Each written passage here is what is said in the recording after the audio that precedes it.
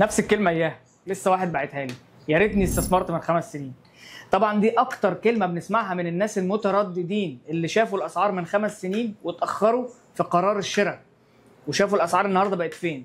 طبعا هم عندهم امل ان السوق اسعاره تنزل، ولكن احب اقول لكم الاسعار عمرها ما هتنزل، لان حكومه دبي حاليا قاعده تطور بنيه تحتيه عظيمه جدا من شبكه مترو هتربط كل المناطق ببعضها، من طرق، من مناطق جديده بتفتحها زي منطقه دبي الجنوب فيها مطار ال مكتوم، زي كمان منطقه جزر دبي بتفتح كمان مناطق ووتر فرونت. يعني تخيل الووتر فرونت بيخلص ودبي بتفتح ووتر فرونت جديد.